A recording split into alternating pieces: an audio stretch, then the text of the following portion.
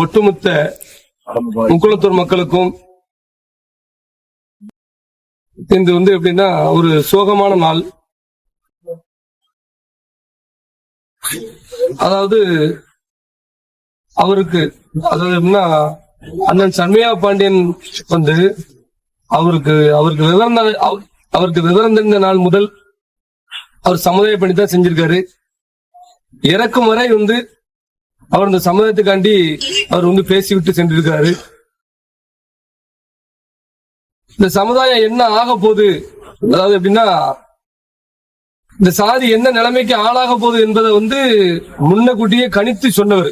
இப்படிலாம் ஆக போகுது, இந்த சமுதாயம் சீர்குலைவு உடைய போகுது, இது ஒற்றுமை இல்லாம போகுது, நம்ம எல்லாம் அடிமைப்பட போறோம், நம்ம வரலாற்றுகள்லாம் திருட போறோனுங்க, இதெல்லாம் இவர் முன்னக்கூட்டியே சொன்னவர்.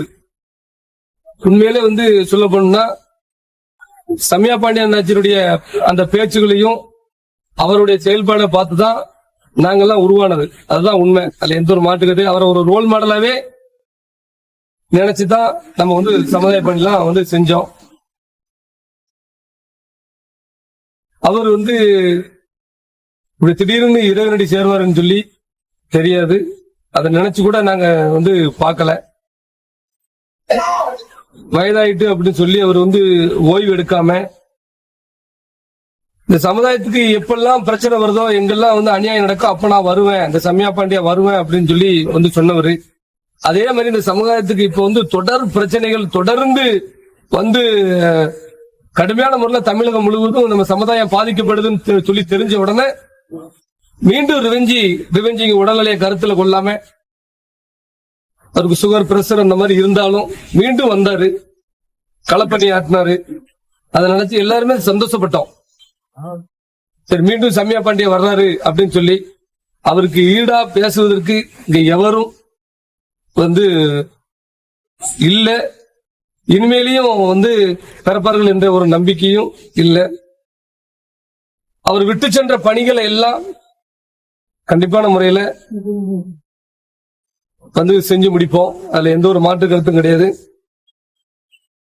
இந்த சமுதாயம் துவண்டு இருக்க நேரம் எல்லாம் அவருடைய பேச்சை பார்த்துதான் யூடியூப்ல இப்பவும் அவருடைய பேச்சை பார்த்துதான் ஒரு தெம்பு ஏற்றிக்கொள்வோம். அந்த அளவுக்கு அவருடைய பேச்சுகள் இருக்கும்.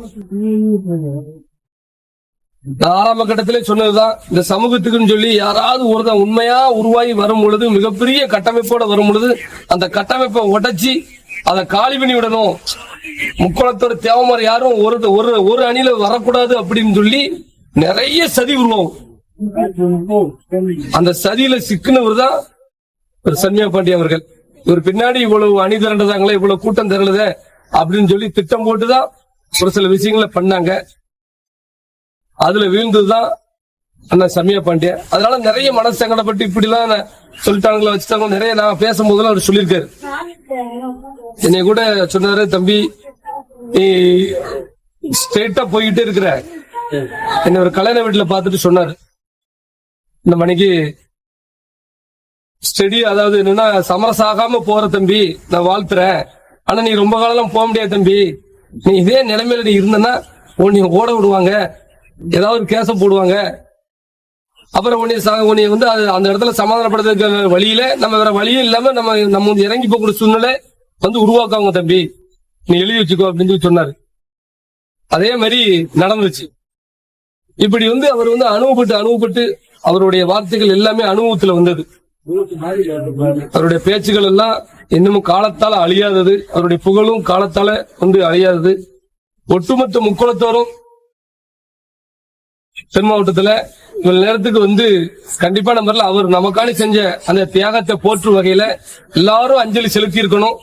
நாளைக்கு ஒட்டுமொத்த இந்த தென் மாவட்டத்தில் உள்ள மொத்த தேவர் சமுதாயம் அஞ்சலி செலுத்துங்கிற நம்பிக்கை எனக்கு இருக்கு. இன்னைக்கு நான் பல்வேறு கிராமங்களுக்கு இன்னைக்கு விருதுநகர்ல இருந்து ஒரு 3 மாவட்டம் சுத்தி இருக்கேன். இன்னைக்கு இரவு வர எல்லா இடத்துலயும் தன்னெழுச்சா என் மக்கள் அவருடைய புகைப்படத்தை வச்சு எல்லா ஊரு தேவர் சிலையிலும் வச்சிருக்காங்க. அதை பார்த்த உடனே நினைச்சா சரி, ஒரு உழைப்புக்கு இந்த மக்கள் இன்னைக்கு அந்த நந்திக்கடன் பட்டு அந்த சாத்தூர் போற சாத்தூர் தேவர் சிலையில மிகப்பெரிய ஒரு படத்தை வச்சு மக்கள் கும்பிடுறாங்க. இப்படி பல இடங்கள்ல இன்னைக்கு தன்னெழுச்சியா பண்ணிக்கிட்டே இருக்காங்க. எங்களுக்கு பிஎப்டி மக்கள் பாதுகாப்பு இயக்கமும் அனைத்து மாவட்டங்களிலும் செஞ்சுக்கிட்டு இருக்காங்க. அதெல்லாம் பார்த்துட்டு அந்த மனசுக்கு வந்து பரவாயில்ல, உழைச்ச உழைப்பு எல்லாருமே அதை இந்த சமுதாயம் நன்றி மறக்காம இருக்கு அப்படின்னு சொல்லி நான் நினைச்சுக்கிட்டேன். நாளைக்கு இந்த தென் மாவட்டத்தில் உள்ள ஒட்டுமொத்த முக்குளத்தூரும் அவருடைய பூத உடலுக்கு வந்து எல்லாரும் அஞ்சலி செலுத்தணும். அதுதான் நம்ம அவருக்கு செய்யக்கூடிய மிகப்பெரிய ஒரு கடமை அப்படின்னு சொல்லுவேன். ஐயா பசுமன் முத்துராமலிங்கத்தருடைய ஆசையில் அவருடைய ஆத்மா வந்து சாந்தி அடையும். அவர் விட்டு சென்ற பணிகளை வீரத்துடன் நாங்க வந்து செய்வோம் சொல்லி உறுதி ஏற்றுக்கிறேன்.